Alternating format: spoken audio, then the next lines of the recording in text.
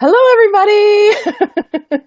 Welcome to episode 6 of Daring to Suck TV with myself, Keri-Anne Livingstone, and my dear friend and colleague in the helping, healing, empathetic badass community, Tara Caffelle. Welcome, Tara. Thank you for being here. My pleasure. Hey. Yeah. Welcome, Ernie. We've already got people hopping on. Ernie Day's here. Hello. Oh, you can't hear us. Well, that's awkward. We can hear each other, which is good. We're going to need that. Let's important. I wonder what's going on. Well, please let me know if that continues. Good. Thank you, Ernie, for letting us know you can hear us. Because if you can't hear us, there's going to be a whole lot of wasted information I'm about to share. Thank you. I'm glad. I'm glad I didn't go into it. So you're welcome. Today we are opening up a conversation around grief. And before we get started, just some reverence and resonance for that topic and what it means. But I would love to properly introduce Tara because she's many, many things. So I don't think I could encapsulate it perfectly. But Tara does many things. She's a couples coach. She's like this super couples coach. She's a speaker. She's a writer, and she's specializing right now in this grief of middle life, which we're going to talk a little bit about. And it's shadow on relationships and the fullness of life.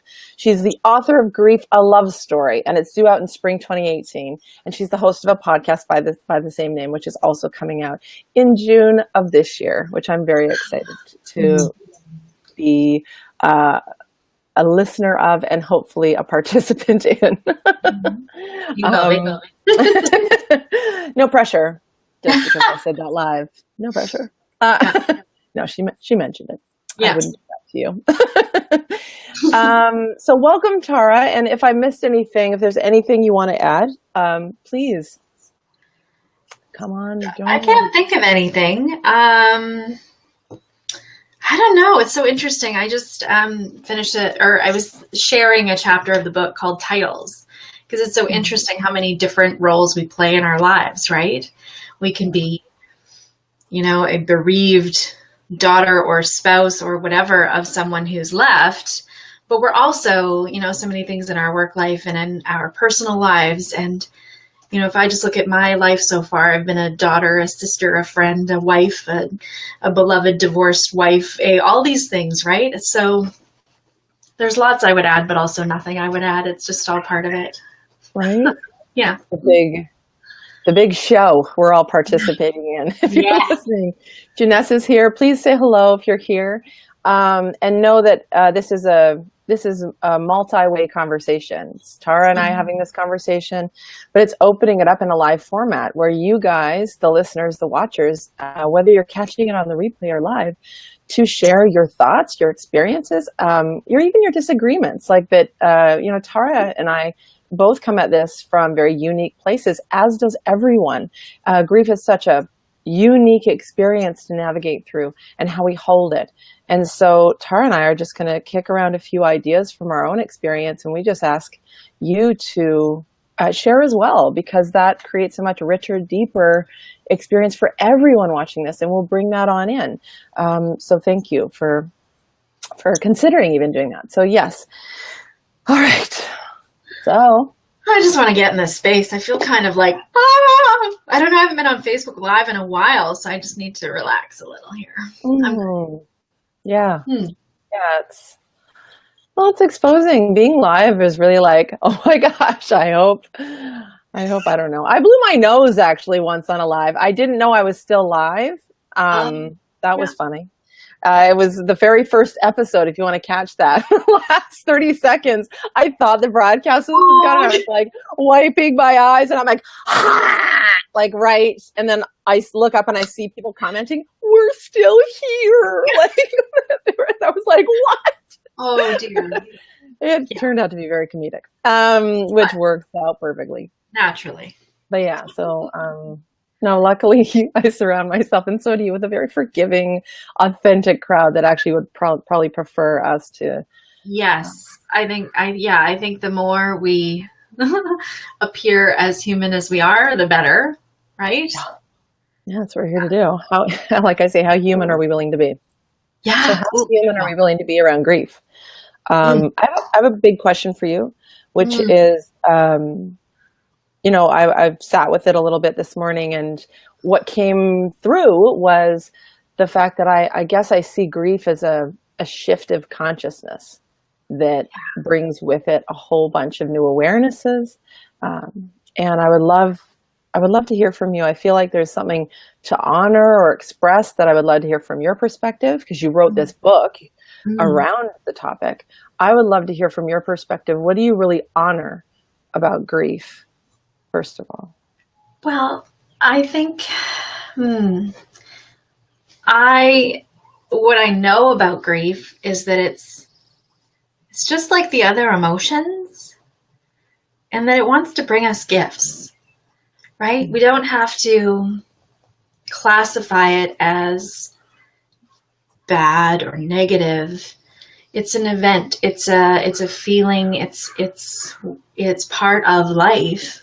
And I think we're missing out if we are not conscious of it being there, and not just from people in our lives dying, because that's going to happen too. I would say, spoiler alert, we're all going to die, right? That's not news.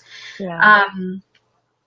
But I think when we shield ourselves from it, when we walk through life pretending that it's not there, I don't feel any of this, I don't see it, we actually limit the experience of this life from what it could be, from how rich it could really be. And so if you think of things that you classify as bad events, right? Like things that happen that are bad.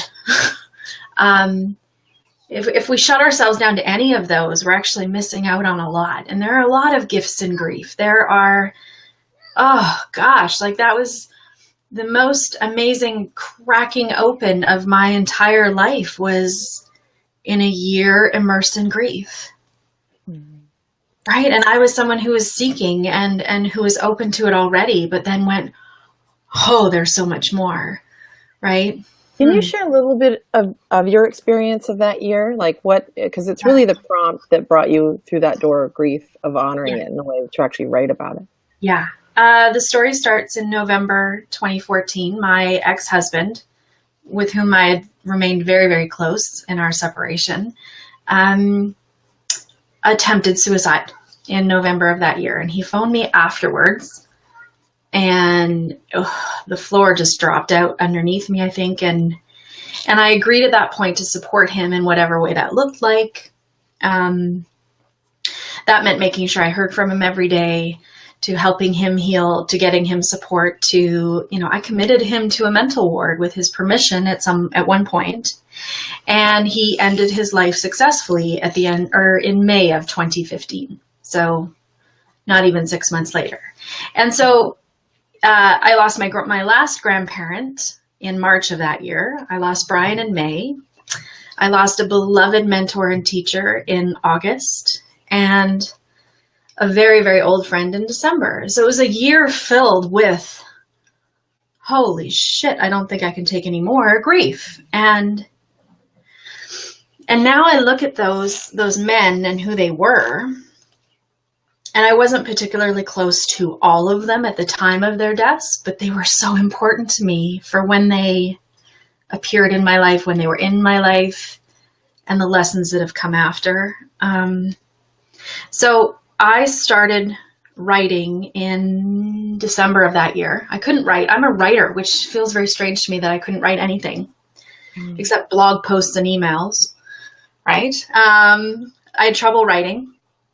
And then finally, I said to people, it had felt like I had an infant suddenly that was waking me up and forcing me to write. So I was up all night. I was consuming books. I was reading Joan Didion's book, A Year of Magical Thinking was the first one I really dove into. And it got me writing. And so I wrote and wrote and wrote and wrote. And I had probably, 20,000 words or something. And it was the spring of the following year that somebody said, oh, this might be a book, and convinced me that I had something to say, because I don't think we necessarily think we have anything to say. Like I just went, oh, this is my stuff. No one's going to care. I don't have anything to say. and realized, oh, wow, this has been a really valuable year and how I've come out of it and what I've learned through it. So yeah, that was my year. By the end of December of that year, I was rocking gently in a corner. Finally giving myself the permission to say, I'm really not okay. And I don't know how to be okay right now. And that was so freeing. What a great thing to be able to say to myself and finally be with. Yeah, it was a hard year. Yeah. And I love that you're actually demonstrating that from that place, all of this was born. Yeah.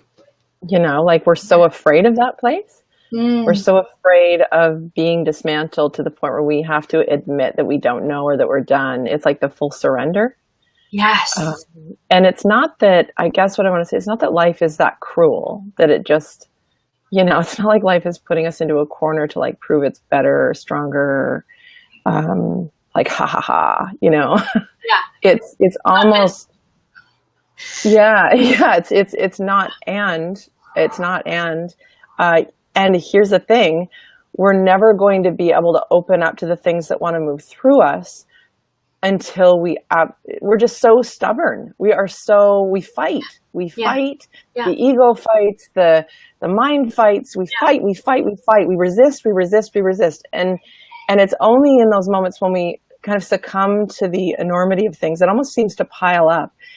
And it's when we actually feel that full surrender that it's like, that's what grace is, you know. It's like in the grace of like, it's like I give up, which sounds awful, and it is to the parts of you that are like, like we've been fighting so hard, that we understand what's on the other side of that surrender, which is, like you said, what a freeing place to be. I even resisted the surrender. Well, that's what you're talking about. But like there was actually a specific book, Michael A. Singer's Tetherless Soul? No, The Surrender Experiment. Yeah. And somebody told me about that. And I was like, I had it on my book on tape thing and I was driving for 14 hours. So I put it in and I was like, I'm not going to like this book. This is stupid. I don't need this book. I don't like this guy. Right? I dug in. And then I listened to the entire book on that drive, the entire book. And I didn't have a Bluetooth thing in my old car. So I actually stopped at a Best Buy somewhere so I could put it right next to my ear and listen as I drove.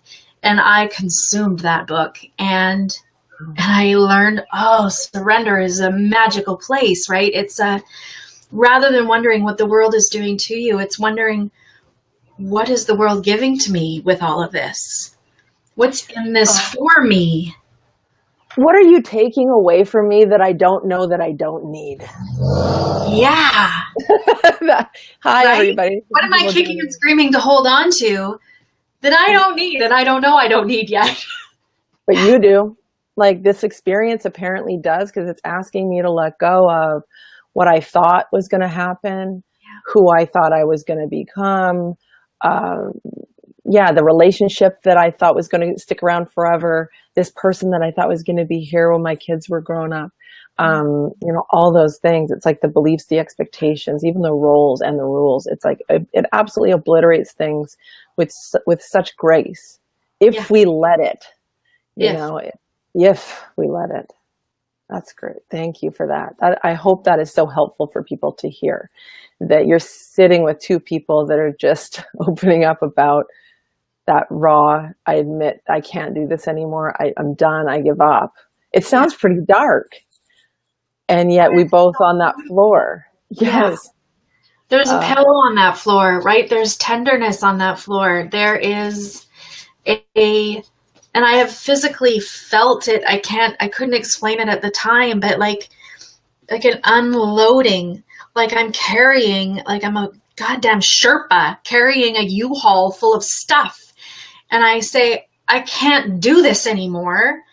And then suddenly it is like, I felt lighter. I felt like I just could float suddenly. So I guess what we're saying is, anybody watching this that is feeling the resistance of it's almost like the words are in the back of your throat. because we akin that phrase to like, almost like suicide. Do you understand? Like, I'm really getting that right now of like, if I say this, if I say I can't, if I say I'm done, if I say I give up, that must mean this. That must mean I don't want to be here. That must mean I want to end it all. Or that must mean like that I'm a quitter. Or that must mean I'm bad at this thing called life. Like, it's almost just like it means something. So if any of those words are like in the back of your throat, they're a gift waiting to be opened. Yes. And you got two people sitting here that are like, please don't run, don't walk through that door of embodying the words. You know, I'm done. Just even if I feel like if we actually practiced that exercise, that embodying exercise of like giving up, I've actually prescribed that to my clients to say, what does it look like to give up? Because it's like the last thing we want to do. Right. Like, oh, it would look like this. And they'll like lie, you know, the arms are like this. And I say, go do that wherever you are in your room. And they'll do that with me on the phone or if we're online. And it's like the last thing they expect. They move through those layers of like, oh, it's the awful, the like ugly cry, like, oh, this is really happening. I'm just absolutely becoming unraveled until it isn't, until it shifts, until the floor holds them, until they feel that there is no bottom, until they're there. And then there's this gift of things they didn't know. And I don't know what that is for anybody on the call, but it's like insight, right? Like for you, it sounded like ideas or an urge to move or to write. There was a demanding of me there's this beautiful thing that happened. I was at a retreat in spring of last year. Like 3 days before I put my dog to sleep. Crazy, right? It was, wow. And it was pouring rain. We had these, things to think about. We were walking through this labyrinth and it was pissing rain, like epic pissing rain on the West Coast, right? And so at first I was gingerly stepping over puddles and trying to stay dry and had my hood up. And then I went, nope. I'm going to get as wet as I can. And I took off my hood and I started marching through the puddles like I meant it. And it was a baptism. That's how it felt to me. Like into something new. It was sinking into it, surrendering to the rain and just taking what it was ready to give me. And in my head, so the 4 men that died that year talked to me a lot. I called them the 4 dudes. So they would pipe in. And this is what I got was, it's time to actually play big and stop playing small and paying lip service to big. The name of my company was Big Life Coaching at one point. That's right. So they were like calling me out going, what are you doing? Come on. That's what this is about. And the other thing that came through for me was, why do you think we all left at once? Whoa. Oh my God. Right? That one leveled me because I thought, how dare I think that these men left for me? But I've come to learn that everyone dies for 1,000 reasons or more. There is a story in a death, in grief, for everyone who knew someone who is gone. Like your dad's death meant something for me. He didn't even know me, but he died for... And also the reasons are not even about me, but I get to learn from every death around me. So, yeah. This is so good because you're talking about, you're opening up all the things. Because people don't see death this way. They don't see loss or grief that way, whether it's a person, and right now we're sort of talking about why people die. And that may seem wild, like what you make it sound like there's a choice there. And I think grief opens the loss of a person, I think specifically because it's so tangible. It's so, I don't even know what the word is. It reaches into your gut and it says, here's a part of your life. Here's a relationship that molded you. Here's a piece of your puzzle that is no longer here, but yet the piece still remains. And we think, well, anyway, we have all these, there's a lot of these things that's over. It's, they're gone. And there's this, oh God, where do I start? Okay. So it's like the loss and the grief are different.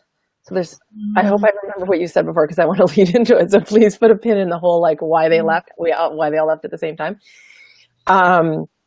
So Matt Kahn is a guy that I think I've sort of pointed you in his direction, and he's a quirky dude. He's on YouTube. He has all these like great YouTube conversations. He's quirky, but he's opened up a bunch of ideas that I just grabbed onto, and I was like, I needed that. I really needed to hear that. And one day he talked about grief, and it wasn't even on one of his videos. It was in like a telesummit or something, but I'm sure he covers it somewhere. He says loss there's loss and then there's grief. Mm-hmm. And grief is, okay, so he says, if life is a movie, we know that there's a beginning, a middle, and an end, right? Mm-hmm. And we're aware of that. You know that life has a beginning, a middle part, and then an end. And it's almost like watching a movie on Netflix, is what he said. Oh my gosh, my son is having a moment with my husband. I don't know if you can hear that through the microphone. No. He's having some grief, maybe some loss of something right there. But he was saying it's like watching a movie on Netflix. You know the movie's going to end. So it's like, he said, loss, when the movie ends, loss is like, you loved the movie. You loved the movie. Mm-hmm. And it's over. The movie ended. That's loss. You see how clean and clear that is? Mm-hmm. There's sadness, but the sadness is absolutely dripping in love and memory, remembrance, and appreciation. And there's a shit ton of emotion there. That is loss. And I'm covered in goosebumps right now. So it's like, just get a sense of that. Like the movie is over. Deep honoring. Yes. Then there's grief. Yeah. Now grief, he said, is the regret of I forget how he worded it. He said grief is riddled with, it's dripping with regret of what you wish you had paid attention to, what you wish you had done. It's almost like if you had multitasked during the movie, you were on your phone, on Facebook, so you didn't see every scene. Do you understand? It's like where you weren't, grief shows up to the things that I wish I could have, if I'd only known I would have done this, I could have, I would have, I should have. So that's what he says. And I just felt it really resonated with me. It was like, yes, they're separate. Loss feels just very clean, and it's a natural, like, yes, there is loss. But grief he was saying, is almost unnecessary. Like it doesn't have to happen. But it does. And there was no judgment on it. He just said, that's suffering. Grief is the suffering of like, you wish you could have, or you wish things could have been different. If you'd only known they were going to go when they went, or when this thing changed, you would have paid attention more. You would have leaned into that. Suffering is always optional. Yeah. Yeah. Yeah. Like I used to say it to my moms in pregnancy, right? When we're entering labor, the pain is there for a reason, right? It's there to tell you what's happening. It's there for contractions and so on. But the suffering with it, that's you. That's optional. You don't have to suffer. Mm-hmm. So let's talk about the suffering for a second, because now you're talking about emotional expression. And please, anybody watching this, feel free to chime in with your experience or what this means for you, or how this helps or doesn't. Like we want to make sure that this is a supportive conversation, because we cannot cover everything in this conversation, because I'm seeing like a bazillion doors opening up about what we could talk about. Right. But it's about emotional expression, how to navigate through loss of any shape, form, or fashion in a way that helps see emotions. And I'll dip into my own work, which is like, and this from the training that we've both had similar training in terms of how we show up for people and help. But emotions are just energy in motion, and they just want to move. They want to move through you. So when we trap them with resistance, or even there's a thing I'll talk about now, which is when we feel things. Up until a certain point, my own experience about feeling my emotions, I was more engaged in the story or like the relationship of the emotion, as opposed to feeling the emotion out. So to me, it was going on a constant loop because the emotion was attached to the story. Mm-hmm. And so it never got released, because then I would think about it again. I would think about the thing. I'd think about the loss. I'd think about Excuse me, I'm actually literally going to do this. I'm not going to blow, but I'm going to just do this. Sorry, reference to earlier on in the broadcast, about me blowing my nose. And so once I realized how I was hooked into something in the story that kept the story alive, that kept it going around, and that was suffering to me. That was me suffering in my emotions because I didn't know. I was like, how do I get off this ride? How do I get off this ride? It's kind of the same every time I go around. It hurts. I feel like I feel like I'm broken. It makes me feel really shitty about myself until I realized, wow, what if I just stuck with the feeling and just felt the anger or the loss or the sad or the this, and actually just really committed to the emotion to move it.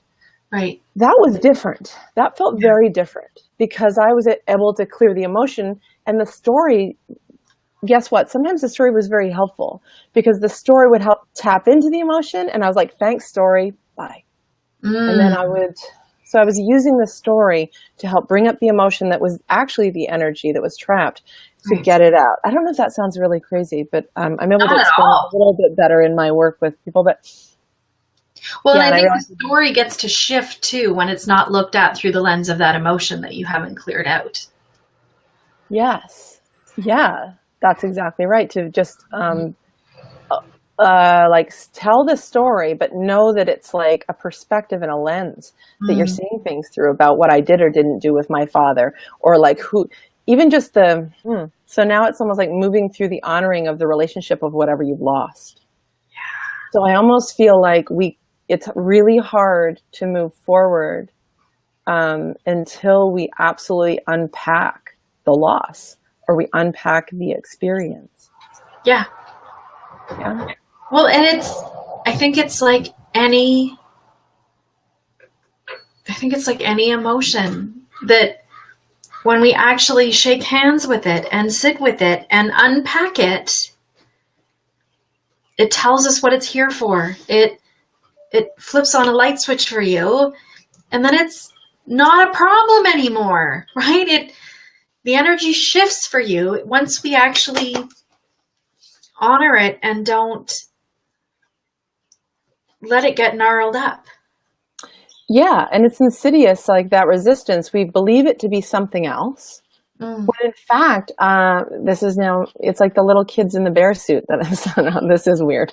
By the way, as a side note, Ernie's just saying that it makes perfect sense that we do get stuck on the events and not focus on the emotions and or the feels. It's thank you, Ernie, for that, and anyone else that wants to chime in about what did I just say that was really weird? Little kid. What did I just say that was really weird? Is that the thing that we think it is, that it's going to take us down or it's going to take us out or we may not survive it. I feel like sometimes it can get so gnarly. We have experience over experience over experience over experience, and we're just absolutely weighed down by it. And all it wants is to be expressed and released. So what does it have to do to get our attention? Has to like get scarier and scarier or bigger and bigger. And to me, it reminds me, I had this very clear vision one day of like this little kid. It reminded me of the Monsters movie, Monsters, Inc. There's a character that wears a monster suit, and she's the sweetest character ever. She's like the cutest, most adorable little child. She's the one that the monsters are all trying to scare. And at one point, she's actually wearing this monster costume, and she can barely, you'd have to like peek in the mouth of the monster to see her, to see her like little face. And so I had this sort of picture, and I was like, oh my gosh, we only see the bear suit. We only see the monster suit, and we think it is the monster. We think it is coming to get us. We don't get curious enough. We actually buy into the outer crust of it. We don't think to like look inside and be like, oh shit, there's like a little something in there like that isn't scary at all, but we won't let it in. And it's almost like the little kid in us, whether it's the inner child. I mean, it does remind you of like the inner child that tries to get your attention. It can be the same with emotions. Like they build up, and it's like, listen, if you just would let us in the door. I know we look scary, but we've built this scary up because you just haven't been with us. So it's just all these layers that we never really wanted to wear in the first place. But the only way you're going to deal with this is if we really knock the shit out of your life. And so that sounds so crazy. But and then when we let it in, we say, okay, fine, devour me. Like if we absolutely surrender, now we're talking about the surrender. If we absolutely say, okay, what is it? What are you here to show me? Do you want me to feel something? Oh God, like make sacred time and space for this process to feel, to love ourselves enough to make a nest. How can I just lose my shit? If you have kids, find a time when you can't have them, get that support. And be with the monster or whatever you think it is, but trust me, trust us, that it does not want to take you out. It wants to absolutely liberate you. Liberate you. Yes. From the hell you've been dragging around. Yeah. Oh, I love the word liberate. Yeah. That's what so once I figured that out, it was like, I'm more willing to be with the monsters. I'm more willing to make room for them and be like, oh, I know you're scary, but what are you? And I would write, or I would emote. And then I would find the innocence. That's that little girl. There's an innocent nature. There's an innocent beginning to it all about something we witnessed or believed that is just like, I know, right? Like she's just kind of like, I know I'm in here, but you just didn't want to be with me when we were 5, 7, 10, 11 or whatever it is. And that was it. It's just a buildup. And now we can just be integrated with you now. There's a loving process in feeling our feelings. Thank you for letting me get that out. That was good. Oh, wow, that really came on strong. Yeah, we're going to need a cigarette at the end of this, I'm sure. Right? This is the love. Like that, you want to talk about self-love. It's not having a bath, even though that does help, because water is a lovely place to feel our emotions. Yes. Because you're already wet and you're already naked. Let it all out there. But it is. I love listening to Matt Kahn has, his book is called Whatever Arises, Love That. Yeah. And I had the joy of being in one of his immersives back in a year ago or something, or October. I don't remember. And what he speaks to a lot in the book is you deserve more love, not less. Right? Because we make this about, when we feel a certain way, when we feel inadequate, when we feel jealous, anything, we make ourselves be wrong. And instead, what if we loved ourselves more, not less, for everything that we thought or felt or wanted or desired or failed at? What if all of those things got more love, not less? It actually makes a big difference. And I've come at it with my approach to, I was doing some work with someone who, she had some grief. She lost a family member and was trying to trudge through, was missing deadlines, and sent me this sad little email at 11:30 at night that said, I'm not going to get to the project, and I'm not surprised if you don't want to have dinner with me on Friday. I get it. And wah, right? And bye. And my answer was, right? It was this huge suffering party. And I said, no, you don't get to do that, right? You get more love, not less. We're going out for dinner for sure, even more so now. And the work is work. I don't care about the work. Someone else will do it. It's fine. But what if we threw more love and compassion at ourselves than less? And what if we didn't make these emotions that we have be wrong? What if we didn't shame them and just said, wow, okay, that's hard for you to be with. What is that for me? And then, what if it's just showing up for you to get rid of it? Because it's something you picked up innocently, because no one was in your head. No one was in your ear. You didn't have the loving angel on your shoulder to say, oh, by the way, that was theirs. You picked that up. You shouldn't have picked that up. And it's not even you shouldn't have picked it up. You did, because you're an open, loving being and you came here to help. There's this loving nature that I tend to work with that shows up in all the people. And they're like, there's this underlying feeling of, I came here to help. I came here open. And I realized I didn't even sort of introduce myself. So I did in the beginning. Well, that's how this goes. I'm going to introduce myself halfway through. But it's like working with empaths in particular, Thank you, by the way, Ernie's just talking about how we might need to drink or two in this process. And I just want to acknowledge some of the comments. And Kyla Rose is here. Thank you for Kyla. Mm-hmm. But we show up loving and open. And of course we pick these things up because we almost have this inherent, we're here to help vibe, but that gets twisted and distorted over time. And so what if the thing that you're worried about it being, what if it just in the pure admission of it releases you from it? And that's, I think, what you're talking about, which is this fierce love. It's a fierce love of self-love that I think is being missed sometimes in the mainstream spiritual blah, blah talk. Yeah. I wanted this boss, not just treat like, whoomp. It's like, what? You know, it's like the mom that's like the whoa. There's a real, and I know I'm picking up some character here, but it's like, will I love myself enough to hold my fucking hand through the worst tidal of emotion that I'm about to go through because I've been holding it off for so long? To love myself in the mess, to love myself no matter what comes up, to love myself that in the storm of it. And I think that is a new relationship that you're opening, that we are right now talking about, opening up the door with people listening, that is possible, that we've both experienced. It's like, who are you going to hold on to? We think that it's the other people around us, innocently. Yeah. And it's like innocent. So of course we would think that, but I almost feel like every single time we're being guided back to the person we're actually supposed to be holding on to, not out of selfishness, but out of you're here with you through the whole thing, from the moment you are born to the moment you die. And we overlook it. And so that's until we know that, we are going to, because I did this. I know I did this. I stumbled through life stuffing people into me, I was demanding that they love me in a way that I had not dared to do yet myself. And every time they would fall short because it was this impossible thing that I hadn't even defined yet. And then once I started doing it, angels sang, right? It suddenly made sense that I could be there for me. I could do all this. I could hold myself in it. I had the power of Grayskull and the universe behind me, right? And who knew? Like, that's what it's like. You have that when you're like, oh my God, this whole time, there's this emotional backdraft. Oh, hello, Jill. Ernie's saying, sorry, this emotional backdraft of, oh my God, this whole time, like the biggest face palm ever. And guess what? You get to feel that too. You absolutely get to feel the face palm of like, I feel like such a dumbass. Like I should have.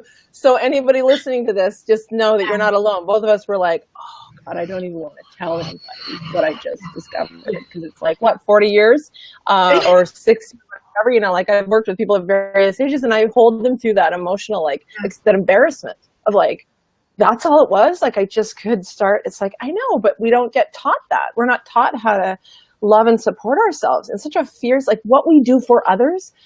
Man, imagine, imagine if you held yourself with the open, loving, empathetic heart that you offer to others. Just showing some of these comments, which are absolute gold. Thank you guys all for being here. Please pipe in with any thoughts you want to add into this because it does help. Ernie's saying, giving ourselves permission to feel, what we do feel. It's our feelings and emotions which we are entitled to and deserve to honor. It's like your birthright. The emotions are like the best part of being here, by the way. I think when we leave, we're like, man, imagine life without emotions. It helps them get unstuck from last trauma and programming. I don't know if that was lost. Anyway, but yes, I think I understand what you're saying, Ernie. It helps us get unstuck to absolutely give ourselves the honor of feeling our own feelings. And hello, Jill. Thank you for being here. Hi, Jill. Aww. Oh, another woman that's holding this big space. Wow. Yes. So thank you. Last, not lost. Yes. So, wow. Okay. So that happened. Yeah. Yeah. I think what we just talked about is how. I think if we're going to put a bow on that, it's like, that's the how. How do we navigate lovingly through grief? Yeah. It's not pretty. No. There were several days when I would just cry in the middle of a conversation, or like I used to tell people, you have no idea what you're going to get.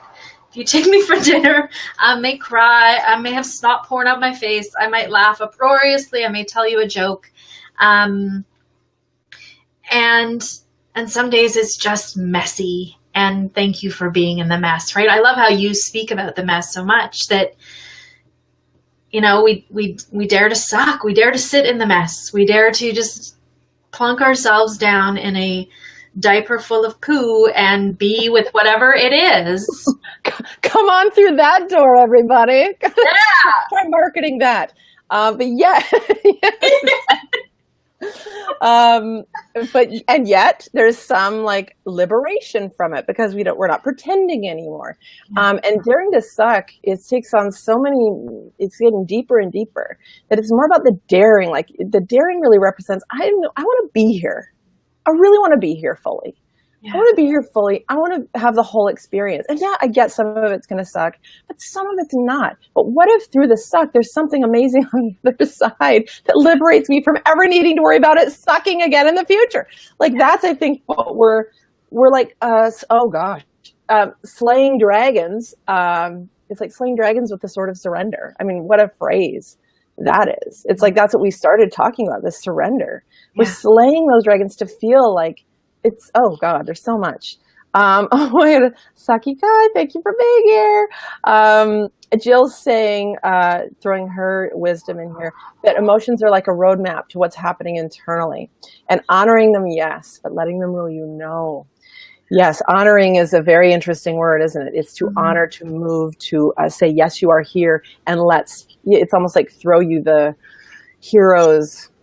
Well, and it's the loving boundaries, right? To know, oh, you're here. Okay, come in and talk to me.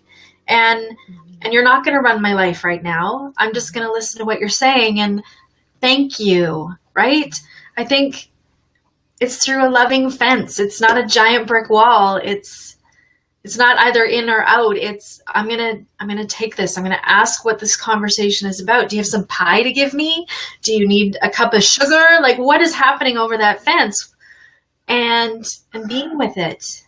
Or are you simply here for me to know that you are there and that is either something I do or don't want in my life, but I will express the hell out of it to get it out and to know that I've done that. I can handle anger. I can handle grief. I can move through it, to see what's on the shore for me. I often talk about, the waves of emotion that carry us. And if we honor them, is the words Jill's emphasizing, we honor them and take the wave, but do it in a way that creates sacred space. It's not like we have to do it at the grocery store. It's not like we have to do it in the movie theaters. Both examples of where I've absolutely become unglued. Of course. We don't have to. Sometimes it happens there, but we don't. We can find the time. We can be like, all right, I know you're there. I'll be with you when it feels safe for me to really commit to you, to really commit to the honoring of you. So the lovely comments coming up here. Jill said, yes. Yes, it is. Grief is gorgeous. It's our discomfort around the messy that's ugly. And our beliefs around what it means that we're wrong, we're bad, we're this or that. So what we talked about earlier was like, what if it is not that? What if that's the thing that actually gets in the way of us fully surrendering? And you and I are cheerleaders to surrender. So is Jill. So are many people on this call. The beauties and the gifts of it. You said something earlier that I promised to go back to. Which I think really shifts things on their heads for people around death, loss, people leaving. And I want to talk about this because we only have 50 minutes. We're going to need to talk again. I know. Part 2 coming up. Because I do want to shift a bit of a perspective here, if possible. People are all traveling the word grief holding it differently. And when you said they came through, these 4 men that left your life came through and said, why do you think we all left at the same time? And so the parallel here was my dad leaving unceremoniously, quickly, went to sleep, didn't wake up, we didn't see it coming. And it was just like absolutely a radical departure. And why did he go that way? There was this, it was sitting in the air, the peculiarness of the way people choose to leave. I've seen people leave like that. I've seen people, you've had 4 different variations, people that have chosen to leave, people that have maybe left by sickness. Yeah. I've seen people leave. My Nana is a good example. She was 93 and she had a stroke, and there is no reason why she should have been alive, like for days. She was alive for days. And the nurses were Slyly euthanizing her. Like there is a certain point that they did not say this, but it's like you tune into the fact that we're really making her comfortable. She's on her way out anyway. So We're going to make this transition easier. And so we don't want to say that, but that's essentially the vibe. And it's like, all right, there's a grace around it. And I picked up something, I don't know if it was said or like, I don't know, but it was a comment that I was like, oh my gosh, I picked up a sense of like, we shouldn't be messing with this anymore. She's not going anywhere. She's here for a reason, because there's no reason that she should still be here with all the drugs we've been giving her. Yes. Right. So once we all kind of were like, all right, you're leading this, Nana, all right, what is going on? She took 4 days to leave, but what I watched happen were conversations that needed to happen, fights that needed to happen, confrontations people needed to get to her. There were things knots that unraveled in those 4 days. That it was amazing to watch that happen. So I held that and I was like, wow, I can see how it wasn't until I read Neil Donald Walsh's book, Home with God. And I don't usually use the word God a lot. I love that book. That book, so I wouldn't have read that before, but after my dad, I reached out to my empath community and I said, listen, I need something. I've already read a certain group of books that really are opening up to about why we're here and what it's all about. I need something fresh, because something old is not going to cut it right now. I need something. And someone mentioned Home with God, and I was like, all right, that's a bit of a chunk to chew, because I didn't really use that word, but okay. And he said something about how there is a choice that we have when we leave. And he said many, many other things. Which I cannot even open up because we only have 10 minutes. But it was like, wow, death brings unexpected gifts, and the ripple effect for each person that it affects, like what you were saying, my father's death rippled to you. And I'm feeling a little bit panicked to get it all out right now. Okay. What I want to say is this. I didn't realize what my dad's death taught me, which a lot of people do not. I don't know, maybe you can hold this or maybe you can't, is that in his death, there was an element of something for each of us. And if I were to riff, like there was a part of me at one point, I was like, oh my gosh, I think I see what this is for me. He rattled everything in my life. It was like a spiritual chiropractic appointment where everything just went, and all of a sudden I saw like this consciousness, this new awareness. Oh gosh, what if his death is bringing me this? There was a tinge of like guilt of like, oh, what are you trying to do? Riff off that's gross. Like that you're going to like make your business better or you're going to help people.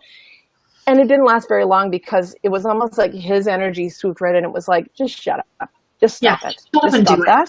Yeah. Just shut up, because yes, like what if me leaving brought gifts to people?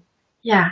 So some of those gifts were, it shot each one of a member of my family off in their own unique journey about what was important to them, who he was to them, and even unraveling some of the dependency of him, because there was an energy of like, he left to help some of us live, actually, because he was in the way. He was always there for people. He was always that thing for them. And they had never experienced the full range of who they could and should be in this life, or that's the opportunity. No judgment. It's like, you have every right to be the fullest expression. And I kept getting this feeling of like, he needed to go exactly when he went, and the way he went, oh my God, because it was so quick. If he had had an ounce of illness, I think he would have known that my mother would have attached some sense of guilt. I should have gotten you to the doctor faster. I could have. And my mom has a relationship with guilt. And it was almost like he didn't want to add any more to her guilt plate. So for him to leave, he had to leave really quick. Now she had no say. She had no thing. Do you understand? So it's like, and that's crazy to talk about, to think that it could be that intentional. Yeah. But when, he visited me, which we can't get into this right now, like, maybe watch, I have other videos out there about this. A few days later, that was one of the things. He was like, everything is as it should be. It's perfect. It's perfectly being laid out. Trust the mess that I've left, that there's something that's going to emerge from it, that these people wouldn't have been able to experience if I was around. Yeah. What? How do I? Oh, so I held on to that just privately, but there was a resonance in death for me all of a sudden, of like, I can see that now in my Nana or other people that have left, like not just who she was or who they are to us, but even in their leaving, how they leave, which can bring up a lot of conversations. You know, people may be like, well, tell me about this or tell me about that. Like when people choose this or that, you know, that's for each one of us to explore. What did you learn about their message to you about why do you think we all left at the same time? Whew. Yeah, I struggled a lot with the audacity of believing that. Mm-hmm. Like, give me a break. It's not about me, right? That was a big roadblock to it. And then when I finally sunk into it and went, okay, yes, this is for me, and it's for a lot of other people too, that had to qualify it for me. I had to have that happen. I think it was that I wouldn't have gotten it with one. I wouldn't have. I think I needed to be absolutely, I needed to fall to my knees in 100 different ways that year. Like financially, I couldn't work. I had to ask for help. And God bless my parents who lent me some money to live with because I couldn't work all year. I wasn't really, like clients would find me, but I'd be like, what are you doing here? Right? Like, all right, I'll work with you, but I don't know. Right? But I'm kind of messed up. Like, I'm glad you messed up. My knees, and I don't know that I would have with one. And so I think that, like, knowing the complete change that I have experienced, the re-embracing, we love you too, Jill, embracing the way that I was when I was 17, when I was this crystal-loving, sandal-wearing little hippie, before I was told it was wrong, I'm embracing myself again. And it's all because of, like, how I have come out of this, I would not have predicted, but I totally recognize, and I'm just, oh God, blessed to be here with what I found. And I love, Danielle Laporte says it in her new book, White Hot Truth. She talks about how we can be grateful. We can be so grateful. And like the men that died in my life that year, of course, I would give anything for another second with any of them. But I don't get to have that. But I would not trade what I learned. Not a second of it. Like I wouldn't. Mm-hmm. Like my life feels, oh, and I'm going to cry, richer and deeper and thicker and wider and every possible word. Mm-hmm. Yeah. And I am now someone who does not fear death at all. I'm actually looking forward to it at some point so I can experience it. Mm-hmm. So I can create within it, right? Like it has flipped it all. And I am here now to have us talk about grief at our dinner tables. That's what I want. Yeah. Thank you. Yeah. So, you know, you and I both work and have friends with Chris Turkeys, he was the first time. And we didn't, him and I didn't talk about this. But there's a bit of an echo. I hope that's not too distracting. About when we learn to die, when you can be with death, when you can figure out how to have a good death, you're going to start to live. You're going to have the most amazing life. And what I think he means by that, and I'd be curious to hear what you think. It's like my dad had a really good death. I talk about that in the very first episode. There was not a lot unsaid. You know, he had a lot of pretty clean and clear relationships for the most part. Mm-hmm. And that is a good way to die. Yeah. So when we can face the fact that the movie does end and we say, all right, well, how do I want to die? How do I want to end this movie? How do I want to feel when I end this movie? You have every power and opportunity to start being that way instead of the doing. It's like, we always want to go, what do I need to do to be that? How do I need to be to do that? Is the reverse. We never look at that. Well, are you being loving? Are you being kind? Are you being open? Are you being honest? Are you being in surrender? And until we start asking some of those questions, whatever that is for anyone on the call, that's the place where we can just open up that choose your own adventure. We have so many more doors. That range of living opens up. Thank you for saying it that way. Because my My thought on what I talked about with Chris, right, is that once we walk with our death, we live more wholly. We live a wider existence. We take up more space. We live to the full experience of life while we're here. And I love what you're saying, because I say it with clients, right? Like, how do you want to feel? Okay, the way to get that is to pretend it's true. So the question is, how do you want to die? Now let's pretend that's already true. Right? It helps you to live in such a way that gets you there. Wow. Well, yeah. How can I be more blank? What's missing in your life? You know, what's missing for you right now? How can I be more of this? All of a sudden the actions or the doing and they partner. But when you're sitting in the beingness place, that word, you know, open up to the opportunities that are here right now, you know, my mom gave me shit the other day because she's like, I want to go like walk the El Camino trail sort of thing. It wasn't quite that, but it was something similar. And she's like, and it's going to be 2018 and da da da da, and I've got to do this, that, and the other thing, and it was all out in the future. And so she wanted to go walk in Spain, wherever this is. Yeah. And so I'm such a shithead. But I was like, okay, well, what? And I coached her a little bit. She's totally open to it. But I said, you know, what is it going to feel like when you're there? And she listed a few things. It's going to feel this, that, and the other thing. And I said, and what will you be doing? I'll just be walking. I'll be walking with intention, walking on the trail, on a trail that just happens to be in Spain. And so I was like, you had a great trail in your backyard there. Like, what if you could take some of those feelings and just go practice that? Like, go pretend you're in Spain now. I get that there's some certain things that have to work their way into place. And she just was like, no, but I have to take the plane ride. No, but I have to do the thing. I have to do all the things to get the prize. Yeah. And I was like, give it to yourself now. Like, what if you could surrender that idea that you need all those things to have that experience in Spain when you could have it in Sydney, British Columbia, you know, and you'll do both. Like, what? Why not do both? Like, and you know, then we're getting into like maybe even law of attraction. It's like the more we foster those feelings now, the thing that we think we want, you know, that we won't get until we jump through all the hoops.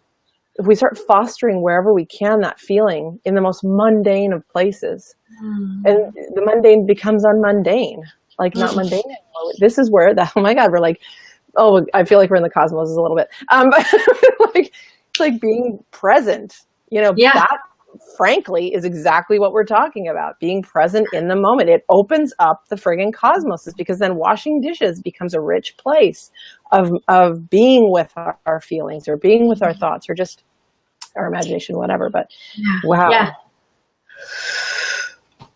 Oh boy. Yeah. And we're kind of at time here. I mean, I don't want to keep people too long, but I want to thank you for saying that my dad's death opened up, like, helped you. And I want to let people know that sharing our grief is crucial to helping it be a healing conversation, as opposed to one we just go, oh, sorry, you know, sorry, or sorry for your loss. It can be such a ripple effect by sharing it. So I was very open about my dad's passing. I shared a lot. I didn't know how vulnerable it was until people were like, wow, that's vulnerable. Isn't that funny? I'm just like, is it? Okay. So it was just honest. I'm just like, this is what's here. And I just feel like I just want to share it. But what I know is that it opens up, my grief opened up, like in the mall, people would be like, oh, and they'd start crying. But my ego or whatever, there's a part that would be like, oh my gosh, look at me. I'm causing such destruction in other people by sharing, by having a dad that just died. And they're kind of holding on to me. And a part of me might be like, oh, look at me to blame. I'm making it hard for this person. They're remembering their mom going, or they're remembering their dad going. And there was a thin layer of that, of like guilt, almost like, I don't want to be a problem. I don't want to be the catalyst again to help people feel bad. But here's what I was like, fine, you can be here for a second, but I don't really think that's true. I don't really believe that can be true, that us feeling our emotions is a bad thing. So if it's something else, what else could it be? And what I got was him opening up that wound that never got fully cleaned. that never got, that there's something here, like if someone else's loss showed up for me now, I know that the emotions that I would say I'd feel like maybe triggering are the things that I couldn't feel or process up until now. Yeah. And now, then I said as a gift, like, it was healing to people. And I realized for them to release that next layer of emotion was absolutely perfect. It was divinely timed for them to, I'm ready to feel this now. Because I couldn't have when they first went, or 6 months later, or a year later. Sometimes it's 10 years later. Wow, I didn't, and they were almost taken aback. Like, oh, I didn't expect to be this upset. And I was just like, it's okay. Like, yeah, something big is happening here. Yeah. Like, there's something healing in it. And thank you for letting my dad be a catalyst for you releasing that next layer. So that's what I want to say about that. I don't want people to feel bad about talking about it. I want to add one thing. Your experience with your dad, just so you know what happened from that, it got me, like, I just bought a home in a different city, and my parents live in my basement suite. So they are literally a door away. Part of my decision to do that was your dad, right? Like, sinking into knowing that I would lose my parents one day and wanting to have them near, right? Like, as much as I could control it, I want them near. Like, I wanted to, if I make too much soup, I want to share it with them, right? I wanted to have them close to me. And it was part of what I saw with your family and with your dad. Like, he touched me really in how he lived and how you've spoken about him and how he died. Connected me with my own sort of grief of middle life, right? Like, all these things I juggle, this place I'm at, knowing that I might not be here forever, what I wanted to have close to me now. So. Thank you. Yeah. And in their death, they're honored when you slow down and see that. Like, that's where it just, like, I can feel it. They're just like, they're just like, they get it. They get this process that, I mean, Neil Donald Walsh's book also talks about how death is actually birth, which is wild, but it just absolutely obliterates the whole idea of us going anywhere. That they are very close. We just can't see them, but we can feel them if we open up and start unloading some of the stuff that gets in the way, like all the trapped emotions. Wow. But just leave that in there. But the image I just got was like, death is an opportunity, and it's absolutely there. It makes us want to grab our loved ones by the face and be like, what's here for us still to move through, to work out, to heal, to like expand into, to like partner with, or maybe even like, you got to go. Like, I mean, frankly, there's almost, I don't know where that came from, but it's very much like, oh, life is too short. I don't need this in my life. But you almost have to just be like, are we done? Are we complete? Can we be complete, please? Because I want to move forward. Yeah. And that did just come out of nowhere. It's like, wow. So that needed to sink in before we did. Bye. But yeah, it's like, this is an opportunity to clean house. Keep the things that feel like they're supportive of you and of your greater good close, and to say a loving goodbye and a conscious goodbye to the things that no longer serve you. Yes. Yes. Yeah. That felt like a cosmic mic drop right there. So. Oh, Keri-Anne, I feel like we could speak all day about this. I know. Okay, gosh, the comments. Sorry, guys, I keep forgetting. I guess I haven't been scrolling. Hearts and Jill's saying they always leave us with a gift. Our job is to open it. Thank you. And thank you for the love, Jill. Ernie's saying thank you ever so much for being real and genuine. Thank you, Ernie. And we got some kisses. And Dorothy, thank you so much for being here. Oh my God, Dorothy! That's my mom! I'm gonna grab your face, Dorothy, for giving birth to your daughter and for having her share her message here and seeing her do her stuff, share her gift with all of us. Thank you, Tara, for being here. How, please, like, if people want to open up to this conversation with you more, where can we send them? Oh, goodness. Well, it's all, I wish that I had a magic genie where I could just create overnight. I'm not one of those people. So the people who work with me are creating web pages and so on. So right now, just go over to Facebook page land for Tara Caffelle. Join me there. The podcast is coming in the next month. The book is coming. An excerpt from the book is coming. You can read a chapter very, very soon. So just come through Facebook or taracaffelle.com. That's it. Thank you so much. And if anyone wants to join Tara's one in the Empathetic Badass community, it's an amazing Facebook group that I host, and everyone facilitates kind of, because when you have something that you want to share that's from your heart, it gets met with lots of hearts and big open space to just be exactly where you are and be that full expression. So check that out and reach out to either one of us. And please, if you're watching the replay, if you have any questions or comments, we're going to answer them and address them and connect if that's something that you want to do. So thank you again, Tara, so much love. Thank you guys for all being here. Yeah, much love and daring. Peace out. Bye.